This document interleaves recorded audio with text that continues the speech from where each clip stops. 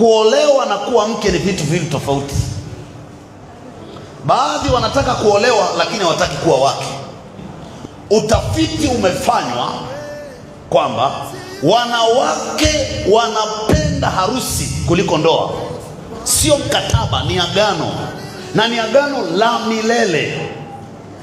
Ndoa haiendeshwi kwa mapenzi pekee. Ndoa inaendeshwa kwa uwajibikaji. Kuvaa pete ni rahisi, kubeba ndoa ni kazi. Harusi ni event, ni tofauti harusi na ndoa.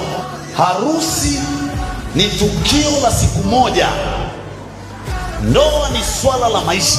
Tatizo, tunaandaa watu kwenye harusi, hatuwaandai kuwa wake. Lakini ndoa ni agano, Kiingereza inaitwa covenant. Kuolewa ni status, unakuwa Mrs. somebody, umeolewa, status imebadilika, umeolewa. Kuolewa ni kuvalishwa pete.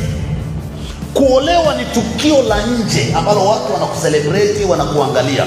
Kuwa mke ni role, ni jukumu. Kuwa mke ni tabia. Kuwa mke ni uwajibikaji. Kuwa mke ni maisha ya ndani, sio public tena watu wanakuona, ni swala la ndani. Si kila anayeolewa anakuwa mke. Kuna watu wameolewa lakini sio wake, na mnawajua. Ukiangalia kabisa unasema hapo mwanaume amekosea. Uongo kweli jamani?